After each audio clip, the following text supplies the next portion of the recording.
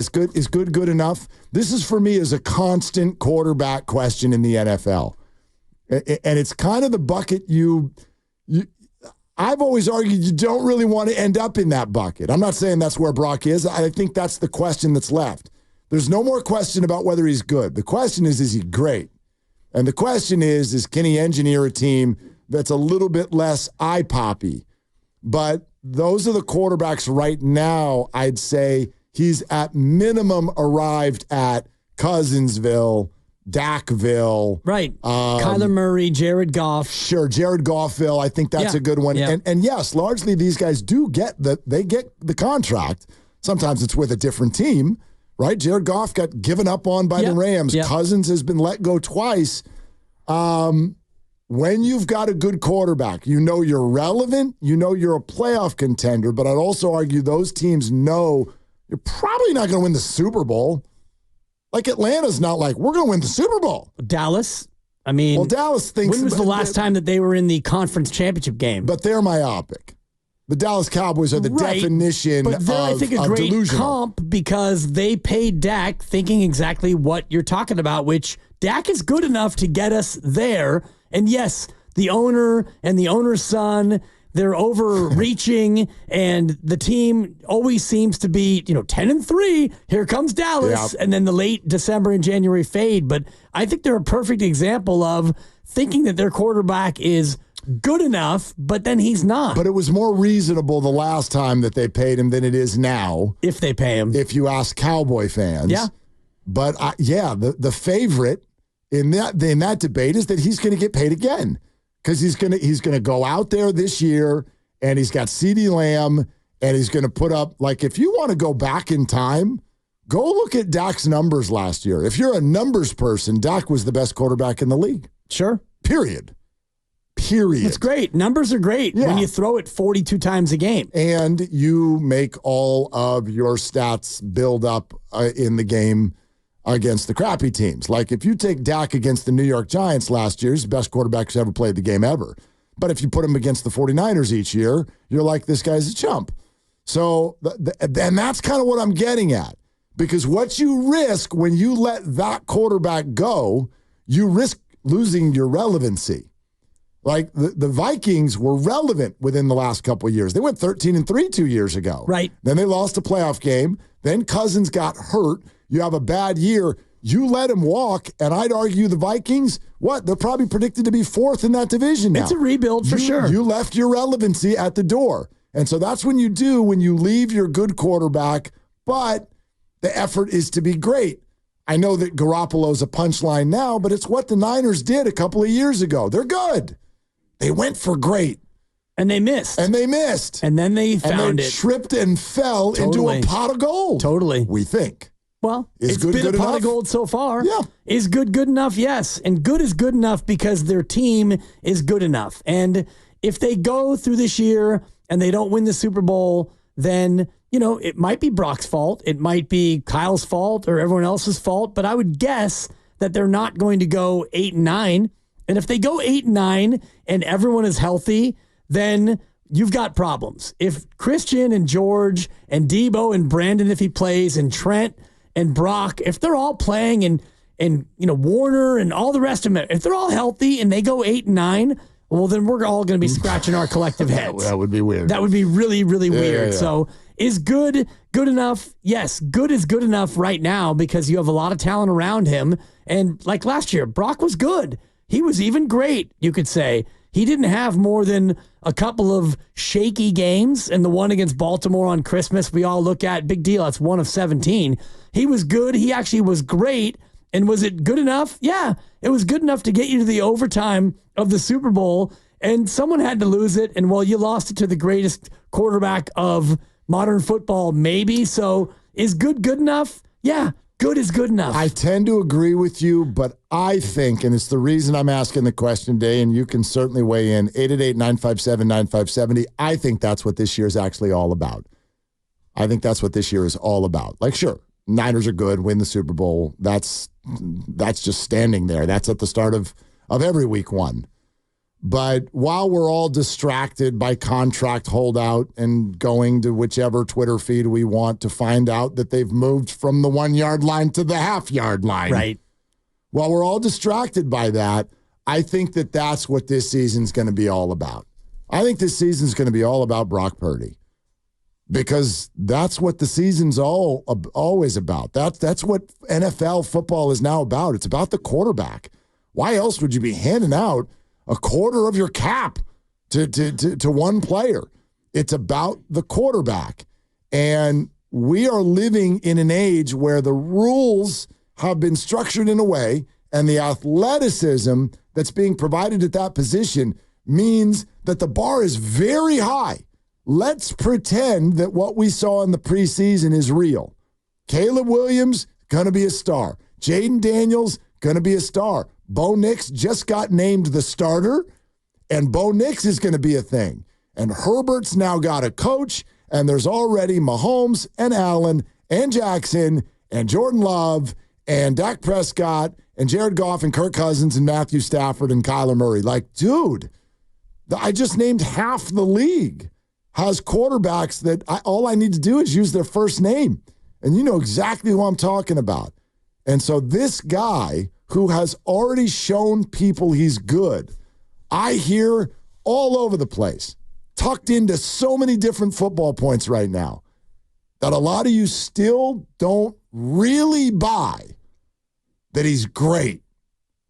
And if he's not great, then what do you do after this year? Is there a movement of the number? Do you open yourself up to the unthinkable, which is going a completely different direction?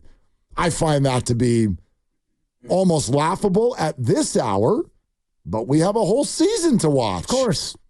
I think that's what this season's about. If he's been great, and if he just comes back and he's good, and like Steiny was saying, maybe you're a wild card team and you lose the first playoff game, and he's good, but he's not 31 touchdowns and 11 picks. Maybe he's 30 touchdowns and 15 picks, and the yards go down to 3,800, and he fumbles 6 times, and you go 10-7, you don't go 12-5, and you take a step back with all the same talent and all the health that you have.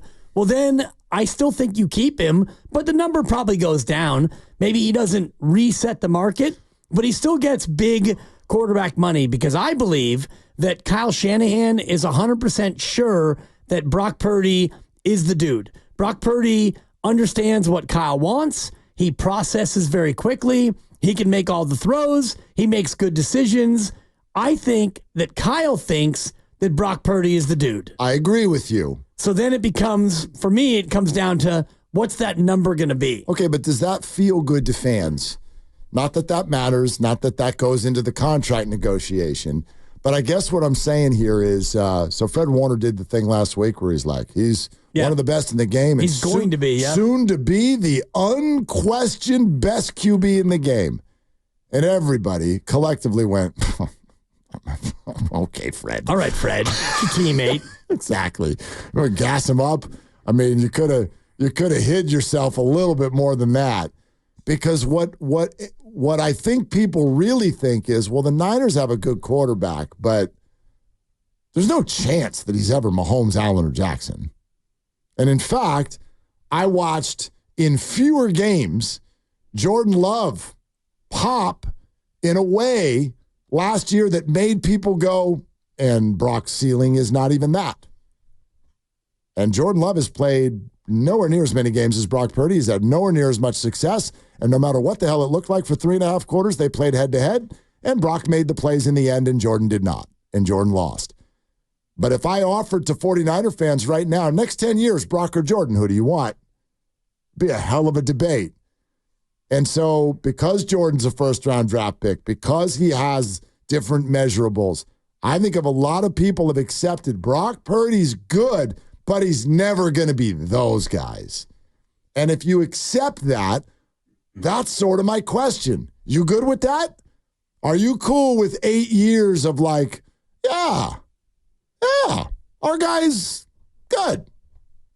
Well, it depends on what you value. If you're a fan who values, winning, then yeah, you're good with it because that's what he does. But that may not always be the case. But of course not. Yeah. I mean, his arm could fall off again and he could miss a year. You never know what could happen. But based on what he's done, and I thought it was interesting the way Steiny was talking about sample size. Brock Purdy, he's only started, 21 games or whatever.